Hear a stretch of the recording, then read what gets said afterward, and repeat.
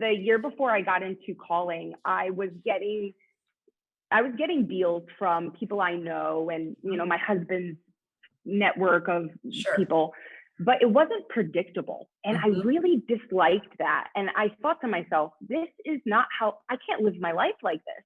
I can't cross my fingers and sit here and think, I hope I get something this month. Like that's not my personality at all. I just can't. So when I decided to take charge of my business and have more control, I decided to integrate this into my everyday routine. If people have success from it, I don't care what they're doing. I will do exactly what they do. I'm very coachable like that. So repeat and duplicate. That's all we have to do here. So if this person's having success, let me just do exactly what they're doing. Oh, they're calling people. They're making their contacts every day. They're being held accountable. They have coaching. Of course. All our answers are in front of us. Whether we want to work them and do them is up to us.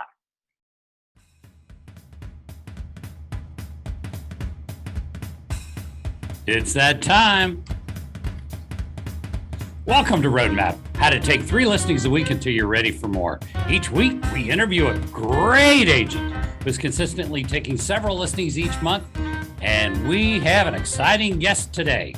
We encourage you to take notes and apply as much of their knowledge as quickly as you can, and then use the copycat principle. Copycat principle. Let me introduce, speaking of that, my co-host from beautiful Camp Dennison, Ohio, just outside Cincinnati, where the horses are grazing and the skies are not cloudy all day. Sarah Close. Hi, Sarah. Thanks for having me. That's welcome. A little bit now. Sarah has done. Sarah, you have a real estate company in Southern Ohio that includes Dayton, Ohio, Westchester, Cincinnati, Northern Kentucky, all through that several million population region. Correct? Absolutely. How many agents do you have now? We're at across our little regional area, about 560. 560. Yeah. That's awesome. Of the most awesome agents. Yeah, it's a lot of fun. Awesome agents. Yeah. And Sarah practices way before we ever started Vulcan7, has been calling calls expires for sale by owners around listings and sales, and has been doing that for a number of years. What is your goal, your team? What's the goal for sales this year, and are you on track? Our goal for sale this year is 200 units. We hit that last year, and we're going to be real close this year, so we might still make it. So, good times. Yeah, that is awesome. And Sarah is dialing for dollars on most days. She is exactly making it happen. She practices the basics, which can you can be rich or famous. Rich is better. Yeah, I'll take rich all day. There we go. Let me introduce our guest today from the beautiful Los Angeles area, specifically along the beaches. Kathren Hatayama. Hi, Kathren. Hey, Ren. Thanks for having me here. Welcome. We're thrilled that you're here. You've been on the list for a long time. You just didn't know it. We're because you're making things happen. So we want to hear what you're doing, how you're doing it, and hopefully everybody can learn a few ideas that they can take and take a few listings next week or this week. Absolutely. Or tomorrow. Absolutely. Or today. It's only 10 a.m. in LA, so it could happen today. That's it. The day is early, so there's a lot of possibility. Just got to get on the phone. Really, that's what it's all about, is getting on the phone, making it happen. Tell us a little bit about what the anatomy of your day looks like. You're obviously very listing focused. Talk to us about take us through a typical day in your world. Yeah, Sarah, great question. So my whole day is just focused on making money. And how do we make money as realtors? Well, we have to prospect. So my business is cold calling. I do the neighborhood search. That's where I really have had a lot of success. So I'm incredibly grateful. And I do the neighborhood search. So I have had a lot of success with that. A lot of people in this marketplace. If you haven't thought about selling your home in this marketplace, I don't know, do you have a brain, honestly, because we're at such an all-time high. We're at an 8-year high. We haven't seen these numbers in 20 years. So I just have a great conversation with all these neighbors, and I call them about things that are in escrow, and then I get appointments, and they take a little bit more nurturing because they're not as far down the funnel as say an expired. Right. But the great part about it is that it's my lead only. So I love that. I can choose where I want to work. So Los Angeles is huge. So I don't want to be driving from Manhattan Beach to Hollywood. It could take an hour and a half with this kind of traffic. Right. So with this circle dialing, with the neighborhood search, I can choose the neighborhood I want to work in, which is awesome. I just love that. I'm like beaming at that because it's all about the commute here. And I've had a lot of success from it. And again, it's my lead and my lead only. So I believe it's between the 6th and 12th contact, 80% of sales are made. So it's all about the follow-up game, and I'm great at that. And I love the fact that nobody else has it. And if I follow up, it's mine, because they're like my friend at the end of it. That's really awesome. So not only is it just your lead, but you didn't buy it, which is huge. Yeah. And you know, not all of us have had as much experience as you have with the neighborhood search. Tell us exactly how you use that. And then if you would be comfortable, share with us what your follow-up plan looks like. Yeah, absolutely. So the neighborhood search, so I was told that every listing should birth you another listing. And I like to challenge people when they tell me one thing or another. So I said, okay, well, if that's true, I'm gonna see if this works. So I had a listing in January, and it gave me 2 more within the next month from circle dialing. And I was like, oh my God, I cannot believe that this actually works. Like, this is brilliant. And it's also, for a lot of people that are watching and who are scared to call these expired listings, I mean, expired listings can be very intimidating. You need a very thick skin. But the neighborhood search, the cold calling, is just so easy. They want to know what's going on in the neighborhood. So I had an immediate success from calling, and I sold the listing from my circle of influence, my sphere, in January, and we had 45 offers, and we went 107,000 over the listed price. No appraisal, obviously. Wow. And I set a huge record. So I called everybody to tell them about it. That's awesome. And not only were they interested, but a lot of the neighbors saw, like they physically saw the amount of people that came to the listing. So I think it's like all of those different variables. And then I'm calling them and they're like, oh my gosh, you're the girl who sold the house at the corner. And I said, yeah, I am. Did you see it? Oh my gosh, I saw that. How many people? Then I come to their house, and then we go from there. That's awesome. When you're calling them, what script are you using, or what are you saying with them? So I'm calling them and I'm saying, hi, this is Kathren. I'm a Westchester realtor. I'm working in an area in Los Angeles right now called Westchester. So I'm a Westchester realtor. I'm calling about the home on Flight Place. It had a ton of interest. It's in escrow. And I'm calling to see if you would consider selling for a premium right now.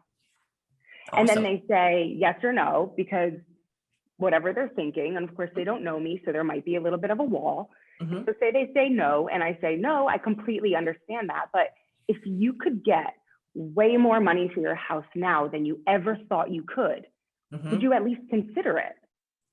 And then they're like, I've had lots of reactions from that. And so, well, what's way more, or blah, blah, blah. If they give me any kind of little leeway, I'm going for the appointment. But if it's continuous no, then I go, no, okay, I understand. You know, I have a lot of people looking in the neighborhood. Has any neighbor mentioned that they want to sell for a premium right now? So I just keep asking and asking as many questions as I can. And then if it's another no, then I go, no, okay, I get it. The neighbors have me keeping them up to date on the marketplace. What's a good email address so I can do the same for you? That's so great. I'm constantly trying my best to get something, even if it's just an email. Sure. That's not a yes or no. It's not like, can I send you an email? It's what's a good email address so I can. I don't ask permission. All right, yeah, you're assuming the yes. Yeah, I love it. Yeah, absolutely awesome. So you've been doing this 2 years. The first year, and only this year you've been calling. What are you tracking for? What's it looking like? Well, I've closed more than 10 million in volume already, and so I was tracking to make 180,000 this year, but I made that in June. Wow. Okay, so now what are you tracking for? Yeah, so that kind of threw me off. Okay, I'm not gonna lie, because I was not prepared for that avalanche to come as quickly as it did. So the end of the year goal for me, and I do GCI goals, is 250. And I'm so close to it, to be honest with you, obviously. And then next year, I'm going to reach for probably 400,000 GCI.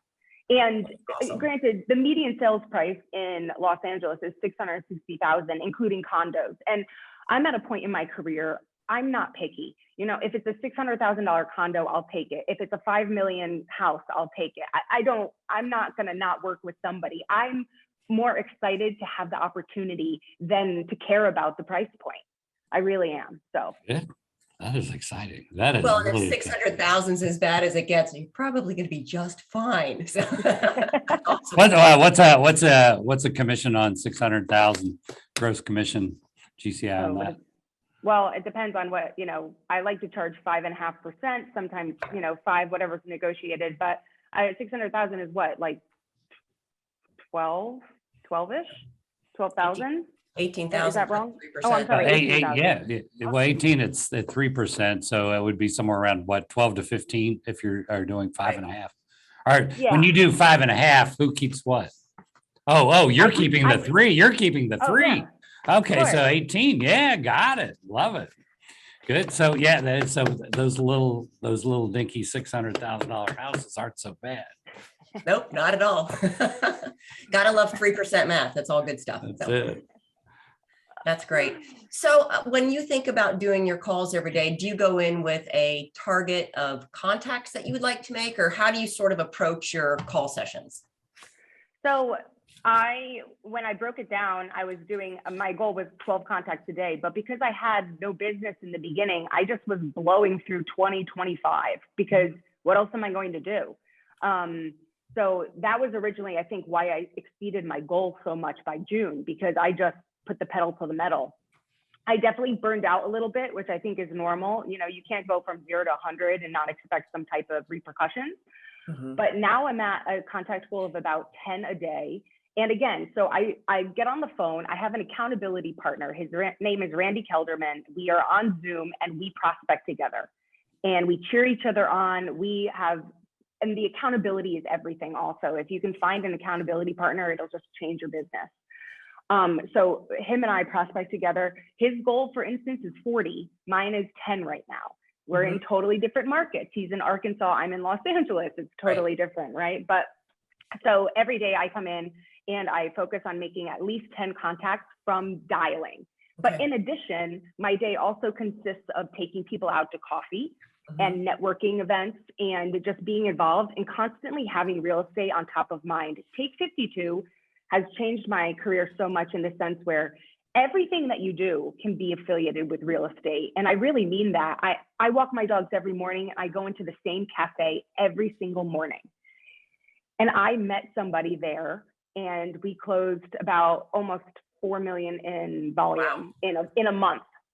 That's a good return on that coffee. So I appreciate, you know, Kathren, you've mentioned Take 52 several times. So for those that don't know, it's our best practices. And one of the things that runs several times during the week where everybody gets on and they learn from each other. And one of the things that we drill in is if you're not involved with some sort of individual coaching somewhere with some company, that you need to do it. And I understand you did that too. Aren't you involved in some coaching?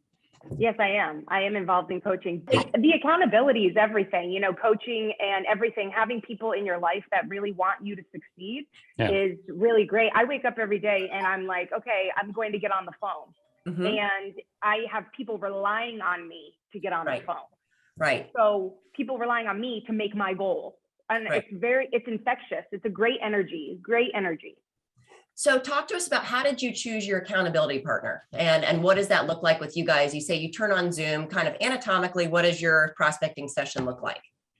Well, the first thing about your accountability partner is, for instance, for me, I am Zooming with them. Accountability is in all different ways. You can have somebody that you text at the end of the day and say, hey, I called for 2 hours and I made 18 contacts and whatever.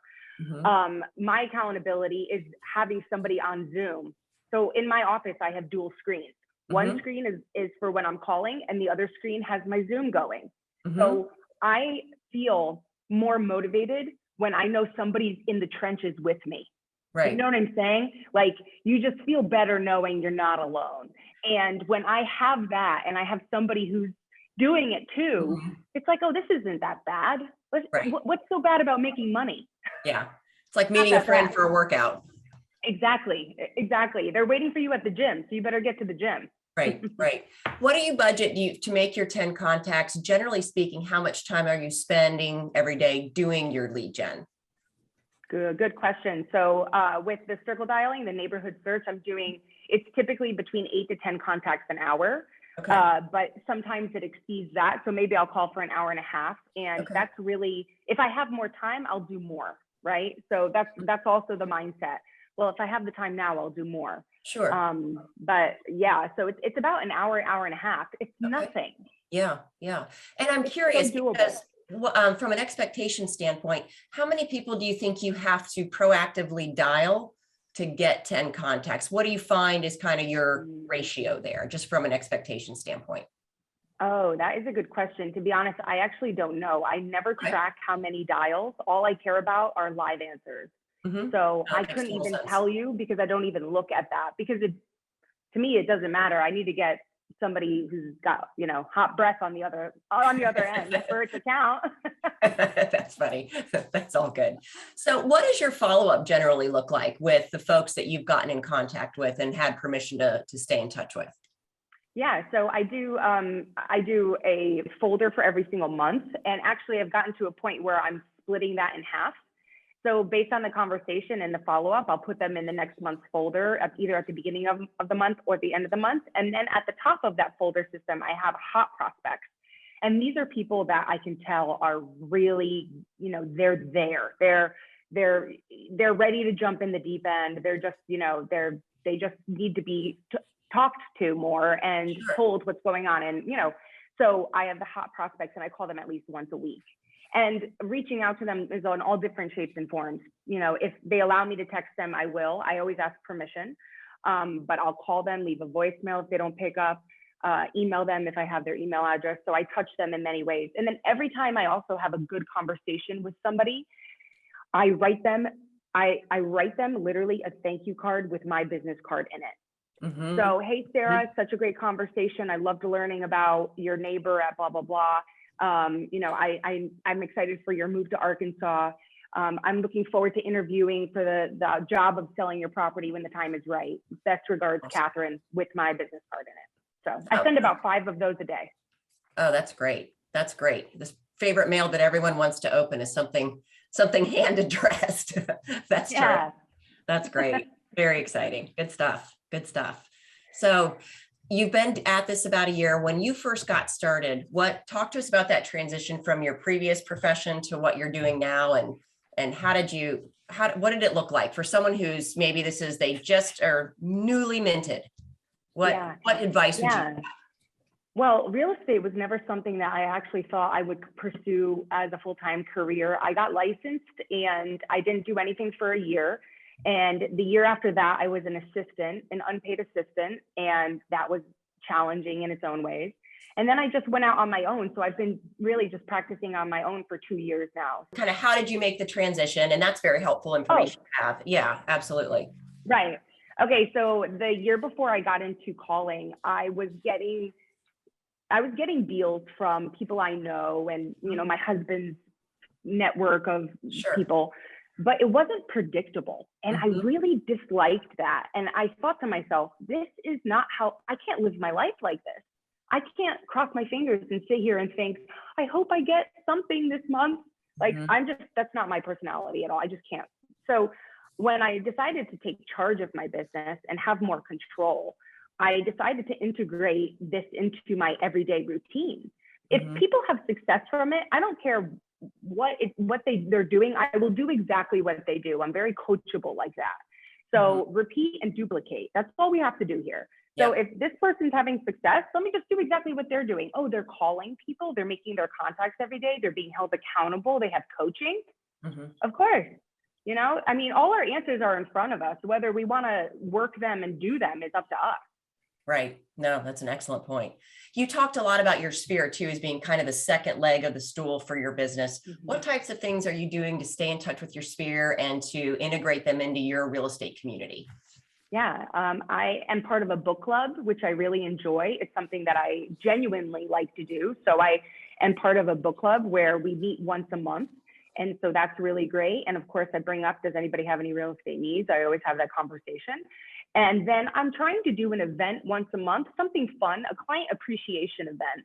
So I just did last month a yoga event. I hired a yoga teacher in the park and I had raffle prizes. So I had 4 raffle prizes. All my past clients came and we did raffles and it was such a fun time. I had multiple clients come up to me after and say, hey, that was really fun. And then I had them all fill out a form to be part of the raffle that says, who do you know that I can help? You know, you'll get 10 raffle tickets if you write down 2 people you think I could help, their name, phone number, and email address. And so I'm getting leads from my past clients that way of people that I can call from my event. And they're all having a great time. And of course, it's free for them. So I got to comment on that because if you're listening to this, what she just, that was such a carefully constructed question. Who do you know? Not do you know, but who do you know? And then they have to look around their brain for an answer that I can help coming in contribution. It is one of the best designed sentences. And that, I mean, most people don't do that. They come up and they go, well, if you ever know anybody that wants to buy or sell, remember me. And then they walk away and that doesn't do any good. And then sometimes they'll go, do you know anybody that wants to buy or sell? No. And that doesn't work either. But what she said, who do you know that I can help? That is a gem. So thank you for sharing that because it's huge. That actually works and works at a high level. Yeah, excellent point. The people in your life that love you and that are friends with you and also past clients that you've done a really good job with, they want to genuinely help you. They really do. They want you to succeed. So it's such a great way to also get more business. You know, oh, hey, Sarah, you know, who do you know that I can help? I'm really trying to help 4 more families by the end of the year. Is there anybody you know? And you say, oh, and then you say, anybody at church, anybody at work, maybe mention it and jog their brain a little bit. And then say, you know what, Sarah, can I rely on you for maybe just one person to refer me by the end of the year? Just one. Do you think that you could do that? And Yeah, people are like, yeah, right. Absolutely. Keep it up. These are high quality, carefully constructed scripts. She isn't winging it, folks. These are well designed questions. I think that's an excellent point, Ren. You know, Kathren, you're not winging it, but your tone is so conversational that in this interview, I'm like, well, I'll make sure I get you a referral. I'm bought in to what you're asking of me because you've got it so internalized that I am very much at ease with how you're approaching me. And I'm not feeling like you're coming after me for something. So it's extremely well done. Really. And when you're coming in contribution like that, everybody wants to help. Like now they're looking out for you. Yeah. And I just want to share this really quick. I have a friend who is one of the people that I kid you not, goes through the recycling at the beach, like the garbage cans for recycling and brings them to the center. And because I walk every morning, I've made friends with him. And now he gave me 3 leads last week. That's awesome. 3. Because I've asked him, hey, Tim, who do you know in the neighborhood that might be looking to sell? Oh, you know what? I think that blah, blah, blah is looking to sell. Oh, awesome. Yeah, he's really great. Kat, I'd love to introduce you to him. What more can I ask for? That's awesome. That is a great example of that for sure. How do you avoid the downward spiral that agents get caught in our world? What we find is a lot of agents, they have 8 to 12 people that they're working with that want to buy a home. And then something comes on, they make an offer, but then they're only putting down 5% and they have to sell their house first and this, that, and the other. They're working with basically a lot of buyers that sit on the fence and maybe 1 or 2 now and then after a lot of hard work and a lot of contracts written go through because the demand well exceeds the supply. How do you avoid getting caught in that? So I have a big theory because this year has been a lot of ups and also with that has been downs, you know, new experiences, you know, all of these things. So I have a thing called 5-second funeral. And if I have a buyer, which again, I don't even work with that many buyers, but if I do have a buyer that is feeling just discouraged. I'm there for them, whatever they need, but my eggs are not all in one basket. I will tell you that much. I am not sitting there thinking, oh, I can't wait for my next paycheck. That deal's going to close with this buyer. I am constantly looking for new opportunities. So if they need to sit on the sidelines, then they need to sit on the sidelines. The last thing I want to do is force somebody to do something. All I can do is consult them and guide them in the best way possible. But at the end of the day, I'm constantly looking for new business, constantly. I have a pipeline, it's fat and it's great, but I'm also continuously filling that pipeline because I don't want it to dry up. So when you get bigger, every solution creates a problem. Once you get bigger and you're taking even more listings, and then you have homeless people because they have nowhere to live, and you sell 4 homes and 3 of those want to buy locally and they want some help. What are you going to do? Are you going to get caught into carrying them around for 3 weeks and not list property and then go ride the roller coaster? Or are you going to have someone you hand some of those buyers to? Or what are you going to do? What's the plan? The plan is to bring on a buyer's agent so that I can start doing exactly what you said. I think that especially in this market, for instance, if some people, and the reality is a lot of people do need to sell to buy, right? They have a lot of money tied up in their homes. So contingent sales are so difficult that I like to bring somebody in to assist with the buy side the same weekend that I go live with the house. I have a very strategic strategy with listings. I put it on the market on Thursday because a lot of buyer's agents plan their days on Friday for the weekend. So it goes live on Thursday. Friday, people are seeing it. People are, wow, ooh, we're going to see this. And then I have open house on Saturday and Sunday. I always tell every real estate agent, give me your highest and best offer. I do not want to counter. Not in this market. Put your best foot forward. Everybody that walks through the door, I tell them that. And then on Monday, I review offers with my clients. And Tuesday, I like to open escrow. During the time that I'm showing them the house that weekend, I have a buyer's agent taking them out to see other property. I like. Are you doing any double sides out of that feeding frenzy? Oh yeah.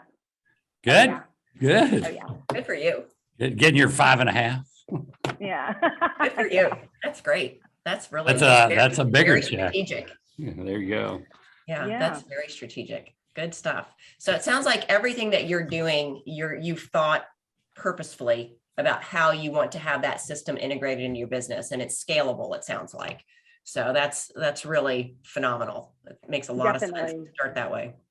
I think a lot of realtors' personalities have a hard time giving up control, but when you're growing at an exponential rate, you need to get comfortable with it.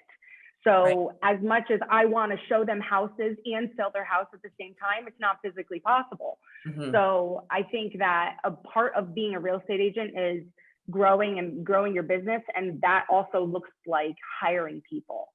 Yeah, and absolutely. It's scary, but it's the reality. If you want to get bigger, you have to do it. You got people working for you, handling, pushing the papers and ordering termite reports and lining up inspections and things like that. You have that? Absolutely. I have a transaction coordinator for every single deal that I do, that I have trust that has done many of my transactions. I have a virtual assistant and I have a buyer's agent that I'm working with. So, you're strong in the area of delegation. That is a tough thing for a lot of agents. They don't want to let go, and they end up making a third as much because they feel like they have to touch everything. Yep. Yeah. How do you get into the mindset of delegating? Because I want to get bigger, and I know that you cannot grow to where I want to go. I want to get incredibly big. I want to get to a point where I'm bringing in 1 million GCI, and that is not like, of course I am, no big deal. Well, that's not many houses where you live. Yeah, either I need to up my price point or I need to do more transactions, right? So, well, and I think to be fair, you should, somewhere there's a 2 million and 2.5 and 3 in GCI in there, isn't there? And to be realistic, where you are, I mean, you're not in Iowa. Yeah, absolutely. And the sky's the limit, which is the best thing about this job as a real estate agent. However hard you work is what you get back.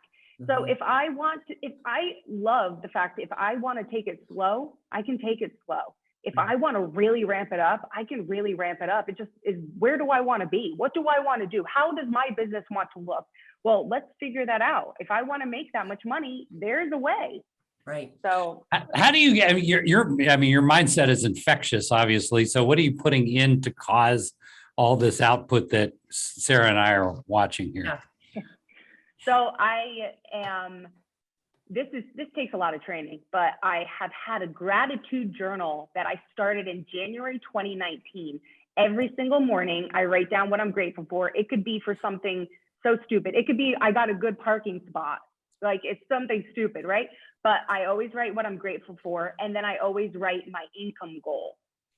So I think, and I truly believe that I wrote down 180,000 since from January to June. And I honestly believe it had a lot to do with because I made exactly that as of June. It was add a zero. Yeah.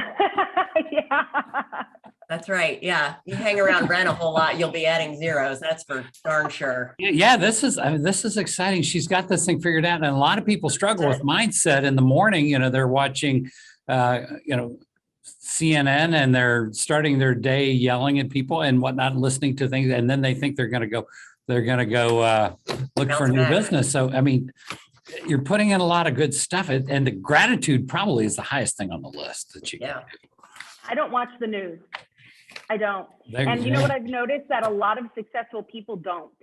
And, I really, it's something, I don't want to start my day like that. I wake up every day excited and full of energy. I really do. Right. And you're walking along the beach. How bad is that? I do, with a coffee and my dogs, and the sun is rising, and I've met such great people just doing that. Yeah. Just walking in the morning, I've met people and closed transactions. It's unbelievable. And business is everywhere. Business is everywhere. On real estate, for darn sure. That's exactly right. Good Talk deal. to us a little bit about what you do for your energy. So you get up, you take your dogs out, you've got the sun and the glorious ocean. You've got a ton of energy, and obviously that helps people. It's a huge attractor. What are you doing to take care of yourself so that you are growing this empire, and you've got your health to go along with it to enjoy it? What do you do when you're not selling real estate? Yeah, so I do an hour walk every single morning. I think it's more for me than it's even for my dogs, honestly, at this point. I drink wheatgrass with my breakfast every single morning. I don't know if that really gives you energy, but I feel good. It makes your Cheerios green, that's for sure.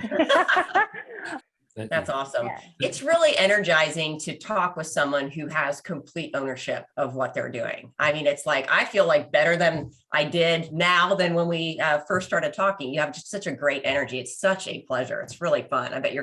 I see why your clients love you. So, and folks, what you want to do is take this show and then every morning watch it listen to it while you're in your morning routine, and she will get you in the right place in your head.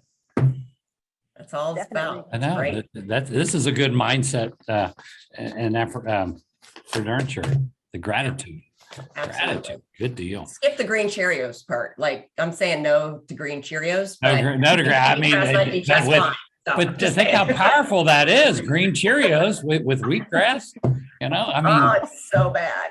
It might be really good. I don't know. Might be delicious. We'll talk about that. Well, look how much money she's making. Look how well it works. I think you should try it. All right. That's all good. I'll keep mine in my glass. So it's working. It's working. Well, good. This has been a wonderful show. That we have learned a lot. I think this is something that can help a lot of people out there get a good start. Thank you for the endorsement of Take 52. We want people to get involved. This gets them started, and then they can start writing a check out and have a one-on-one coach from any company. There are a lot of major coaching companies where somebody will work with you, hold you accountable, and push you north. So that's the whole purpose of Take 52, is to get people started, take a few listings, and then have somebody who is working with them. I have 4 coaches I pay $1,000 a month to, 4. And if I can take it to the bank. So I'm a big believer. Thank you for being in Take 52. Glad you're in coaching. Glad you're on this show. And I'm glad you love our neighborhood search. We appreciate that a lot. Do. Good. Absolutely. Kat, it's been an awesome pleasure. Thank you so much.